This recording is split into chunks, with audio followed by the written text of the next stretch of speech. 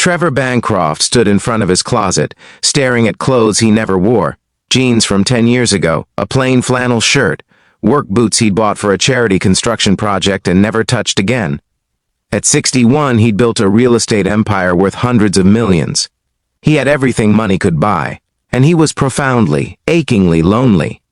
His assistant had set up this blind date against his better judgment, but Trevor had one condition: he wasn't going as himself.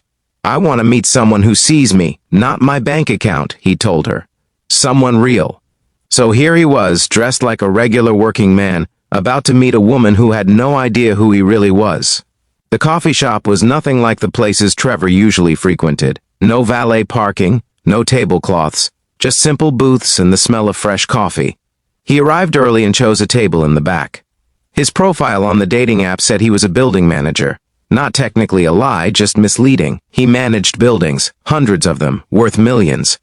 The woman who walked in 10 minutes later looked exactly like her photo. Early 40s, he guessed. She had warm eyes and a tired but genuine smile. She wore jeans and a sweater that had been washed many times. She carried herself with quiet dignity. "Trevor?" she asked, approaching his table. "That's me. You must be Natalie." She slid into the booth across from him. Up close, he could see the worry lines around her eyes, the exhaustion of someone who worked too hard and slept too little. "Thank you for meeting me," Natalie said. "I have to be honest, this is my first time doing this. Online dating. My friend convinced me to try. Said I work too much and never meet anyone." "Same here," Trevor said, which was true. "Work takes up most of my time." They ordered coffee. Trevor noticed Natalie wince slightly at the prices, then ordered the smallest size. "So you're a building manager?" Natalie asked. "That must be interesting work." "It has its moments," Trevor said carefully. "Mostly it's dealing with tenant complaints and maintenance issues." "What do you do?" "I'm a nurse at County Hospital, pediatric unit, and I clean houses on my days off to make extra money." "That's a lot of work." "It is," Natalie admitted. "But my daughter starts college next year. I'm trying to save as much as I can. She got into a good school, but the financial aid doesn't cover everything." Trevor felt a pang of recognition. Money stress, the kind that kept you up at night. He'd known that feeling once, decades ago before his company took off. "That's admirable," he said, putting her education first. "She's brilliant," Natalie said, pride evident in her voice. "Wants to be a doctor. I'll do whatever it takes to help her achieve that." They talked for an hour.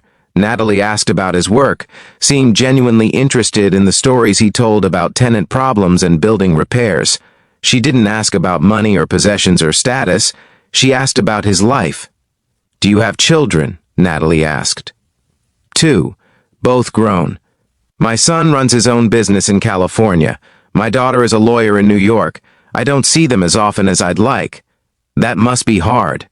"It is," Trevor admitted. "I was always working when they were young, building my career. I told myself I was providing for them, but really, I was just absent. Now they're too busy for me.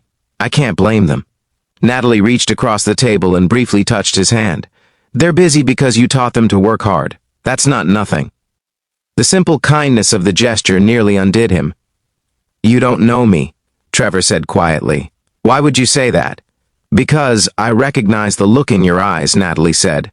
"Loneliness, regret. I see it in the mirror every day. I work constantly, tell myself it's for my daughter. But partly it's because I don't know what else to do. My ex-husband left 6 years ago. Since then, it's just been work and parenting and trying to keep our heads above water." "I'm sorry," Trevor said. "Don't be. We're better off without him. But sometimes I wonder if I'm making the same mistakes he did. Working so much that I miss my daughter's life happening right in front of me." They ordered more coffee. The conversation deepened. Natalie told him about her daughter Maya, about her fears and dreams. Trevor told her about his late wife, about the grief he'd been avoiding by staying busy. "How long has she been gone?" Natalie asked gently. 4 years. Cancer. I spent 40 years building an empire instead of building a marriage. By the time I realized what mattered, it was too late." "You were there at the end, though, right?" "I was. Then it wasn't too late," Natalie said firmly. "My mom died when I was 25. My dad had worked nights her whole life, barely saw her.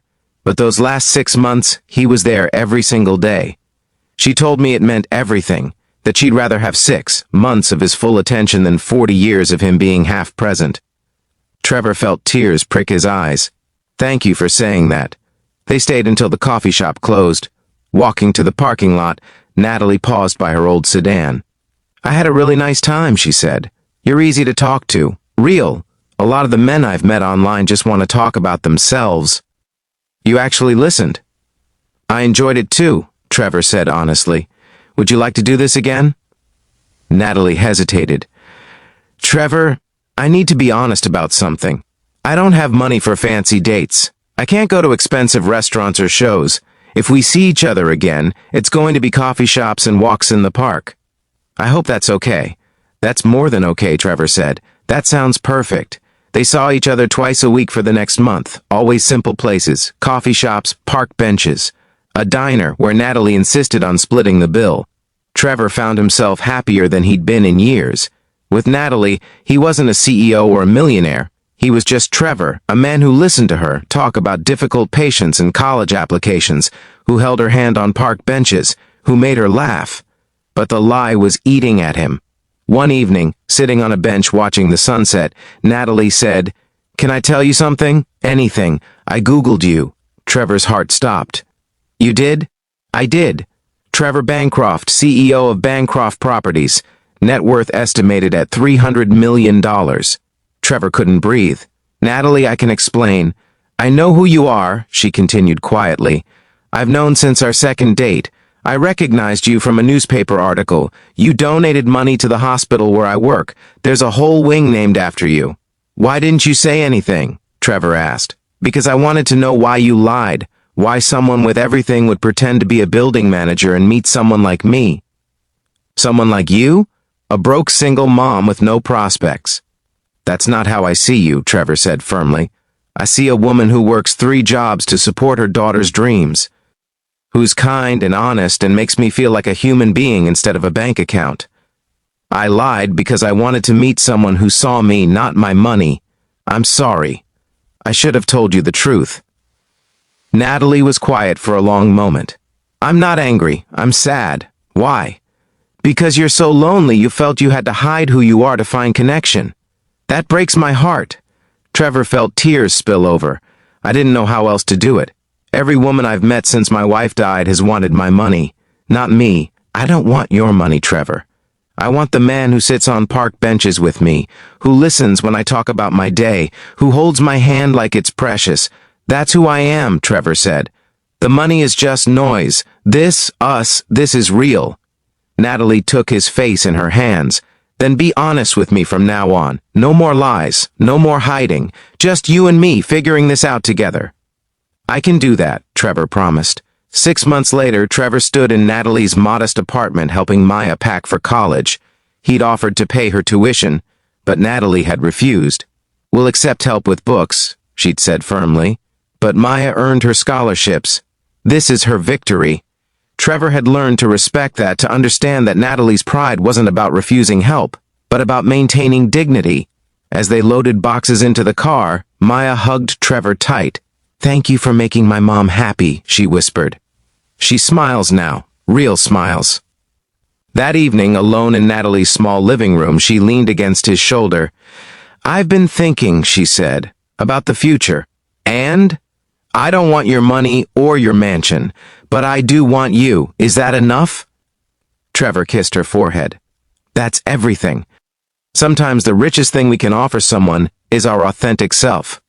Sometimes hiding who we are is how we find who we're meant to be.